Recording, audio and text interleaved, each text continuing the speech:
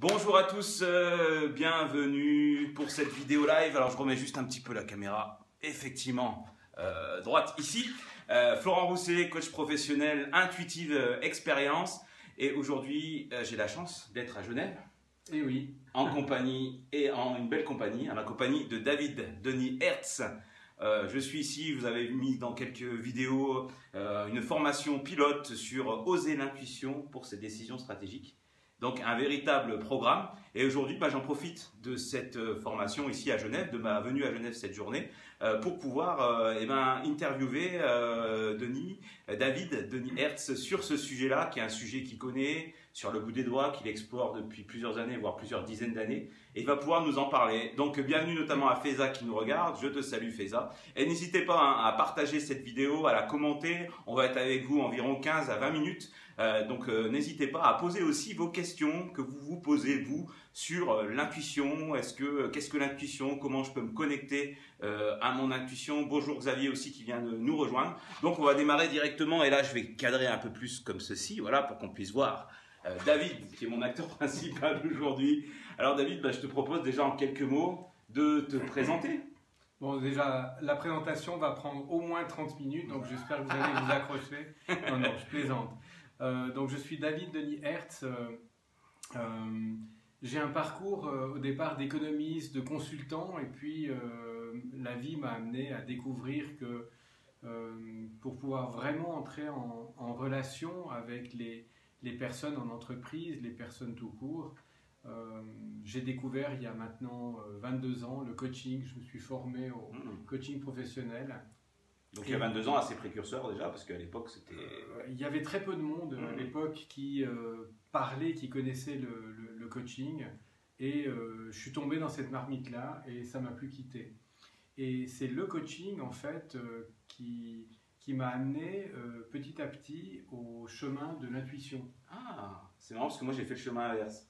C'est le chemin de l'intuition qui m'a amené ensuite au métier de coach. Donc voilà, je te laisse poursuivre, mais effectivement. Et en fait, quand je travaillais en tant que consultant, j'avais l'impression que chaque fois qu'on devait travailler sur le changement, eh bien le changement n'était possible, bien sûr que si on avait une vision claire de où on voulait aller, de la capacité qu'on avait à gérer des projets de changement, en tout cas gérer ce changement, à le conduire, mais surtout de pouvoir travailler sur les comportements. Et travailler sur les comportements, changer les comportements, le coaching m'a beaucoup plus aidé que le conseil. Et à travers le travail sur le regard sur le changement de comportement, eh bien, je me suis rendu compte que l'intuition, cette part que nous avons tous, qui nous aide en fait à obtenir des informations sur nous-mêmes, sur les directions à prendre, était certainement très complémentaire dans un monde complexe où l'analyse rationnelle ne suffit pas. Donc, et pour toi justement, qu'est-ce que c'est l'intuition? Comment tu qualifierais l'intuition en des termes simples, parce que tu as aussi cette vertu d'être aussi pédagogue dans le domaine. Comment on pourrait dire pour les gens qui nous regardent? Bonjour à Sylvie qui nous a aussi rejoint. Oui. Qu'est-ce que pour toi l'intuition? Et voilà. Alors souvent l'intuition se définit par ce qu'elle n'est pas. Donc la manière la plus simple de décrire ce qu'est l'intuition, je dirais que l'intuition, c'est cette faculté que nous avons tous d'évaluer les personnes, les situations, sans avoir besoin de raisonner.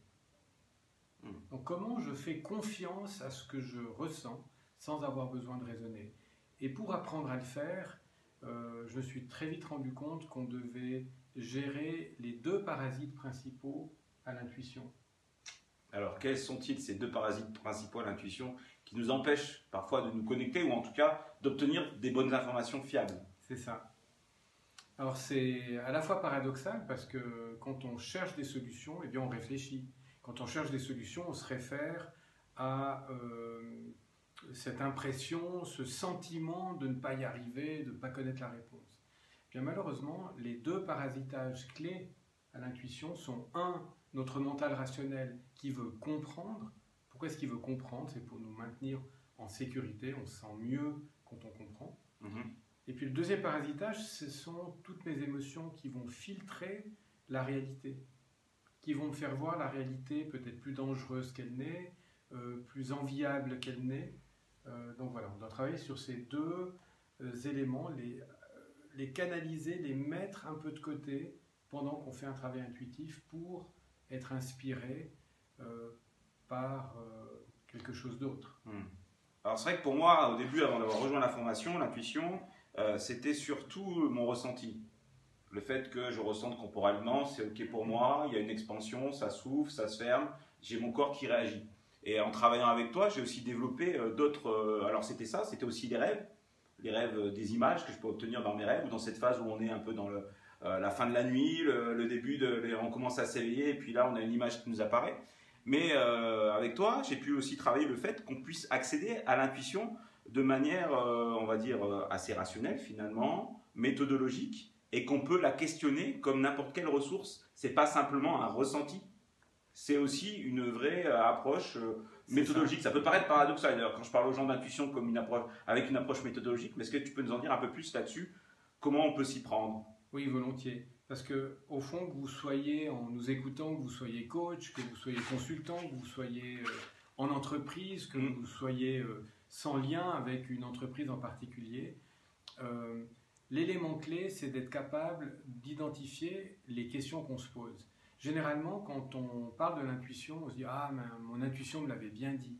Donc, il y a des informations qui me parviennent, mais je ne suis pas conscient que cette information est importante. Je la laisse passer et finalement, c'est après coup que je me dis « J'aurais dû, j'aurais pu, etc. » Donc, le processus a été intelligemment inversé, c'est-à-dire que d'abord, avant de me connecter à mon intuition, je fais tout un travail qui consiste à identifier la vraie question que je me pose. Quel est le problème? Qu'est-ce qui fait que j'ai ce problème? Qu'est-ce qui fait que je n'ai pas la réponse? Bref, on a tout un moyen, par le questionnement, d'identifier ce que je veux vraiment savoir. Parce qu'on obtient finalement que les réponses aux bonnes questions que l'on se pose. Oui, c'est comme en informatique. Hein. Il y a une expression en informatique qui... En anglais, on dit garbage in, garbage out. Si la qualité de ce qui rentre n'est pas bonne, parce qu'il va en sortir n'est pas bon non plus. C'est la qualité de la requête que l'on va pouvoir faire comme en informatique. Exactement. La qualité de la requête qu'on va La qualité de la requête, et ça mérite de prendre le temps de bien identifier ce que je veux vraiment savoir. Il n'y a pas qu'une seule question, les questions peuvent s'enchaîner. Mais une fois que j'ai la question qui est claire, eh bien, l'important, c'est justement de calmer tous les parasitages. Donc, poser la question, c'est la première étape. Deuxième étape, c'est vraiment de se détendre. Et il y a plein de méthodes pour se détendre. Hein. Ce n'est pas pour rien qu'on parle dans notre monde actuel de pleine présence, de pleine conscience, de mindfulness. Ce sont des moyens de se mettre en état de réceptivité. Et dans cet état de réceptivité, de calme, où je peux là même ralentir la manière de vous parler maintenant, le fait d'écouter qu'il y a du silence qui peut s'installer, le fait de ralentir, ça donne accès à d'autres choses. Vous sentez maintenant, pendant que je parle plus lentement, peut-être qu'avec Florent, ici dans la pièce, on entend des bruits que nous n'entendions pas avant. On fait taire, c'est paradoxal, les bruits extérieurs, et tout d'un coup, je peux laisser la place à autre chose. Ça, c'est la deuxième étape. Et une fois que cette deuxième étape est installée, que je suis dans ce calme, cette présence à moi-même, eh bien, il y a une partie de moi qui a posé la question à l'intuition, qui peut laisser émerger les réponses. Alors, les réponses, sous quelle forme arrivent-elles? Ah oui, parce qu'elles arrivent de formes diverses et variées, selon notre réceptivité aussi. C'est ça. Tu parlais de ressenti. Tout à fait. Ça peut être le corps. Hein. Le corps est un vecteur extraordinaire pour nous dire ce qui se passe sans mentir. J'ai découvert que certaines personnes reçoivent comme une petite voix qui leur parle, un message intérieur qui émerge. Mais très souvent, comme nous sommes dans un discours imagé, symbolique, métaphorique, eh bien, on va questionner son intuition et lui demander de faire apparaître une information sous forme, comme je viens de le dire, d'un ressenti, de mots-clés ou, plus intéressant encore, sous forme d'image, sous forme de symbole.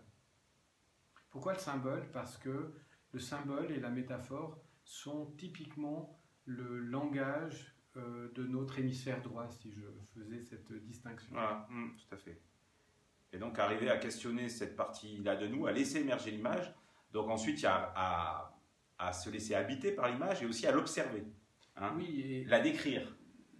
c'est cette étape qui est particulièrement clé, parce que finalement, acquérir des informations, des images, des sentiments, une impression, des mots, c'est relativement simple, on le fait tout le temps, même sans s'en rendre compte. Par contre, ce que l'on ne fait pas, c'est rester en contact avec. Comme on pourrait rester en contact avec le silence. Rester en contact avec une image, rester en contact avec une information, c'est commencer à la vivre. Et non pas être dans le concept lié à l'image qui me parvient. Je donne souvent l'image, ou plutôt l'exemple, quelqu'un qui se dit tiens, je vais m'engager pour ce nouveau projet. Et puis, l'image qui vient quand je me connecte, est-ce que c'est bon pour moi d'aller dans ce projet? Qu'est-ce que je vais y trouver? Et l'image qui me vient, c'est un citron. Alors, la plupart du temps, il y a une réaction immédiate en disant « Oh là, citron !» Qu'est-ce qu'on va faire d'un citron comme information pour prendre nos décisions stratégiques d'aller ou pas dans ce projet-là? Alors, comment tu t'en es sorti avec ce citron? Le risque, c'est que vous raisonniez purement conceptuellement. Vous disiez « Ah, citron, association d'idées, citron pressé, c'est pas bon pour moi. » C'est pas bon pour moi. Mais ça, c'est le concept citron. Si je vous demande d'être en contact avec le citron qui vous apparaît dans mon exemple, ce qui est beaucoup plus intéressant, c'est de se dire, ok, si vous devenez ce citron, ce qui paraît bizarre, hein, de devenir un citron, mais vous allez pouvoir en faire l'expérience, vous allez pouvoir me dire, je me trouve dans une cuisine coupée en rondelles ou écrasée et jetée. Ok. Ça, c'est une information. C'est une information, parce que je le vis, je le ressens. Mais je peux aussi, plutôt que d'être dans le concept citron, me dire, pas me dire, mais recevoir l'information, je suis un citron sur un arbre, je suis au soleil, il y a plein d'autres citrons autour de moi, et du coup, j'ai une espèce de chaleur qui monte en moi, qui me donne envie de partager, qui me donne envie de rayonner cette chaleur, et tout d'un coup, l'interprétation, elle est complètement différente. Donc l'interprétation qu'on va en faire est une interprétation intuitive, liée au ressenti, et non pas au brassage intellectuel lié à un concept qui, lui, peut m'emmener sur une mauvaise piste. Tout à fait. Alors après, l'expérience que je peux témoigner aussi dans l'usage de cette intuition et de cette approche, on va dire, intuitive, avec cette méthodologie-là, de poser une question, de laisser apparaître une image, ça peut être aussi d'écrire aussi, alors c'est pas forcément d'écrire le concept mental, mais d'écrire l'image avec les détails qu'on peut apercevoir, et aussi ensuite en faire une description, simplement être sur le descriptif des objets, des images qui sont apparues. Et souvent on va chercher des impressions, justement des interprétations liées à notre référence, à nos valeurs, à notre système de croyances, à la symbolique. Et en fait, c'est pour pas tomber justement dans le piège de la symbolique, mais bien simplement décrire l'image. Et souvent dans la description, on va dire entre guillemets simple et bête de l'image, apparaît vraiment un sens qui n'a pas d'équivoque. Oui, je pense que tu dis, Florent, est essentiel, parce que s'il s'agissait simplement de traduire le symbole, je peux acheter un dictionnaire, voilà, et puis je vais simplement tourner les pages de mon dictionnaire et avoir des réponses. Mais ce sont des réponses finalement qui ont été écrites par d'autres. Donc ce qui nous intéresse, c'est l'histoire que nous écrivons nous-mêmes. Donc pour avoir accès à l'histoire que nous décrivons nous-mêmes, eh bien on se connecte à ce ressenti. Et quelle est la meilleure façon de se connecter à mon ressenti? C'est de commencer par l'observation. À me demander, tiens là, la caméra qui nous filme en ce moment, elle est sur un trépied, ce trépied il est sur une table. Si je vous demandais c'est quoi la fonction d'une table, eh bien c'est bien de soutenir, d'être le support pour ce qui se trouve au-dessus. Et finalement, si je fais cette expérience, j'ai l'information du soutien. Alors que si je cherche dans un livre c'est quoi une table, ok, je vais avoir l'information qu'une table c'est un meuble, ça me fait une belle jambe de savoir que c'est un meuble. Ce qui m'intéresse, c'est de me rendre compte, de sentir que l'information que je reçois intuitivement me parle de soutien. La clé, c'est le soutien dans mon exemple. Ouais, donc c'est arriver à faire preuve aussi de discernement et à vraiment capter l'image, l'essentiel de cette image-là, la fonction principale de l'objet qui nous apparaît si c'est un objet par exemple, et de pouvoir ensuite la relier à notre question, à notre vécu, à ce qu'on cherche à savoir. Exactement. Et c'est d'arriver à trouver cette congruence-là, sans divaguer avec le mental, sans aller chercher, poser la question à droite à gauche sur qu'est-ce que signifie cette symbolique, sans aller chercher dans des dictionnaires de symbolique non plus. Ça peut être, alors pour sa curiosité, d'aller, pourquoi pas, mais c'est pas forcément ce qui va nous apporter, nous aiguiller sur le bon chemin à suivre ou la bonne décision à prendre. Oui, intellectuellement c'est intéressant, mais c'est pas forcément la piste à suivre. Peut-être il y a une question que vous vous posez à partir de là, ça paraît un peu curieux, hein, j'ai une question ou j'identifie une question, je questionne mon intuition, elle me donne des images, des symboles, des métaphores, des ressentis, et j'en fais quelque chose. Ça peut sembler très loin du mode entreprise, orientation stratégique. Donc la question qu'on nous pose souvent, c'est quelle est l'application véritable que l'on peut faire, concrète, que l'on peut faire de cette manière de faire. J'ai envie de dire que le premier intérêt, la première qualité de l'intuition, c'est de nous éclairer, c'est de nous guider. Donc quelque part, je vais personnellement me référer à mon intuition chaque fois que je suis en période de confusion, quand quelque chose n'est pas clair, quand l'analyse rationnelle, logique que j'ai faite ne me suffit pas. Car si elle suffit, je ne vois pas pourquoi je ferais des exercices sympathiques, certes, mais à quoi bon me poser 1000 questions s'il me suffit de réfléchir. La réflexion est peut-être tout à fait suffisante. C'est comme tu disais l'exemple, quelqu'un sonne à la porte, j'ai envie de savoir qui est derrière la porte, si j'ai juste à l'ouvrir. Ça paraît simple, je n'ai pas forcément besoin pour certaines questions que je me pose, me connecter à mon intuition et me poser 50 000 questions. Donc il faut l'utiliser effectivement aussi à bon escient comme une ressource disponible quand c'est trop encombré mentalement ou quand la situation me semble complexe ou quand j'ai une somme d'informations qui m'arrive et que rationnellement c'est compliqué même avec des outils d'y voir clair et de prendre la bonne décision. C'est exactement ça. Donc du coup, je vous laisse deviner toutes les applications intéressantes. On vit dans un monde qui est de plus en plus complexe, qui est connecté, où le premier problème, c'est la pléthore d'informations. On a trop d'informations. Donc l'intuition peut vous aider déjà à faire son chemin, faire le tri, pour calmer le jeu et identifier ce qui est essentiel. Ça peut aider à clarifier, ça peut aider à mettre plus de sens dans une dynamique que je ne comprends pas.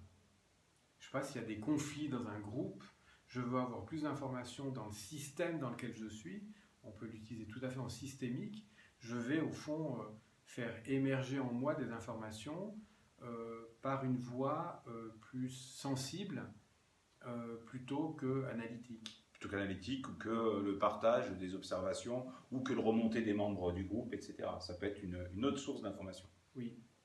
Et peut-être j'aimerais faire un commentaire parce que souvent, avec l'intuition, vous l'avez compris, on va se référer à comment je vais sentir les choses, comment je vais ressentir les choses, non pas émotionnellement, hein.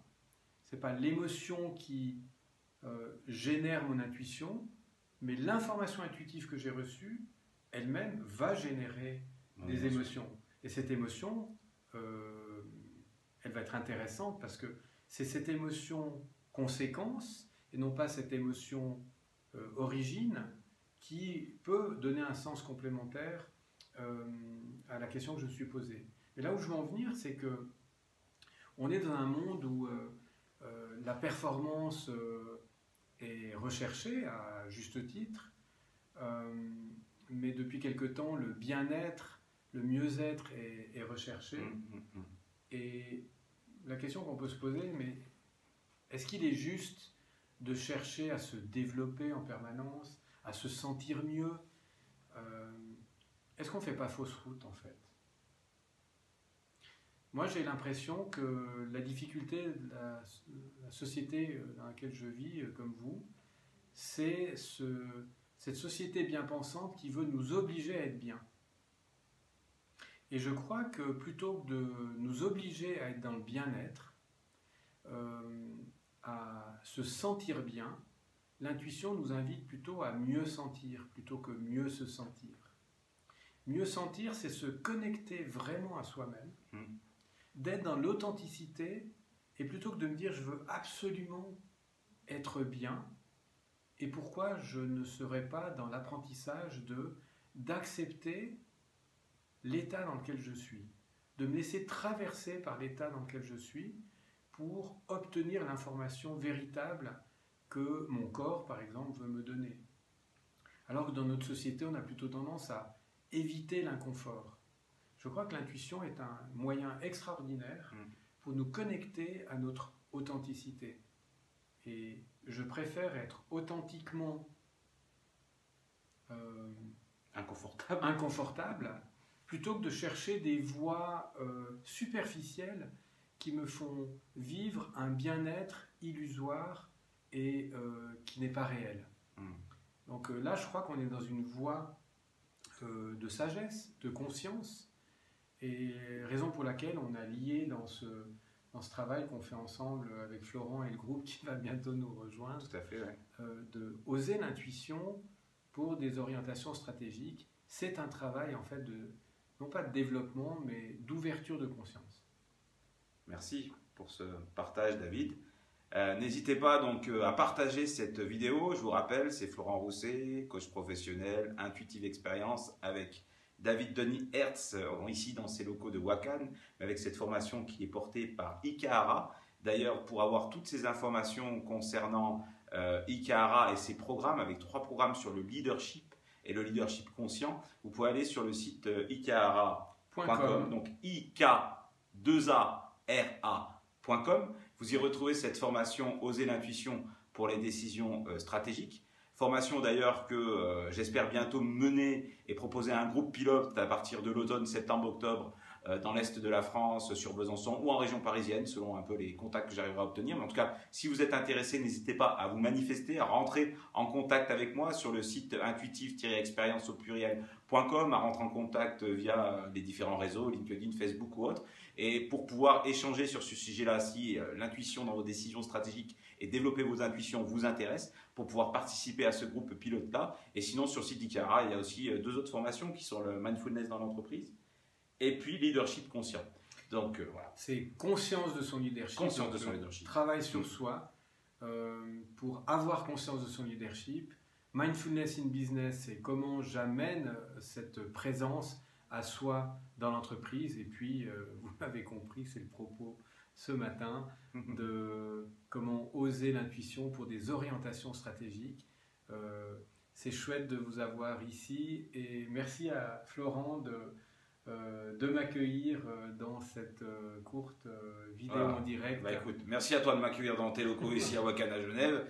Merci d'avoir répondu à ces questions et je ne sais pas si là vous avez quelques questions à nous poser concernant l'intuition, comment se connecter à son intuition. N'hésitez pas en tout cas, on a encore quelques minutes, donc merci à nous dit Valérie Auvray. Bonjour à toi Valérie, on te salue et on te souhaite une belle journée. Donc si tu as des questions, n'hésite pas, on a encore 5-10 minutes pour pouvoir répondre à 1 ou 2 questions. Donc s'il y a une question qui te brûle les lèvres, qui vous brûle les lèvres, n'hésitez pas, ou un partage d'expérience à faire sur l'intuition, n'hésitez pas à nous les poser, on est là aussi pour ça. Pas de questions manifestement maintenant, alors à moins que vous êtes en train de taper sur votre clavier. Donc n'hésitez pas effectivement à partager cette vidéo, à la commenter. Peut-être qu'une prochaine fois on parlera d'un autre sujet qui me vient là, c'est notamment les archétypes ancestraux, etc., qui sont aussi des autres sujets liés aussi à l'intuition, mais qui te passionnent et je crois autant qui me passionnent. Et pas pour l'instant de questions. Bon, bah écoutez, on va vous laisser intégrer ces informations-là. L'invitation, en tout cas, c'est de questionner votre intuition. N'hésitez pas à vous connecter à votre intuition, à lui poser des questions, à connecter votre ressenti, connecter à votre corps, à observer les images qui vous traversent, soit quand vous vous questionnez, soit dans vos rêves aussi, ou les images un peu furtives qui peuvent vous traverser, votre ressenti corporel, vos émotions. Ce sont autant d'indicateurs qui peuvent vous amener sur des bonnes décisions à prendre, sur suivre votre propre voie, d'être aussi, comme on dit, dans son propre flow, hein, dans son chemin de vie, dans cette bonne dynamique-là. Et au plaisir de te retrouver David là pour la formation qui va commencer d'ici peu avec le reste de l'équipe. Salut Feza, merci, très intéressant l'intuition. J'espère que effectivement ça t'aura apporté des choses et qu'on aura l'occasion effectivement d'échanger plus longuement sur le sujet. Et puis au plaisir David de te retrouver donc tout à l'heure pour la formation, puis une prochaine fois pourquoi pas pour parler d'archétisme et d'archétypes et d'autres sujets. On vous souhaite une belle journée. Avec grand plaisir, à bientôt. À bientôt, au revoir.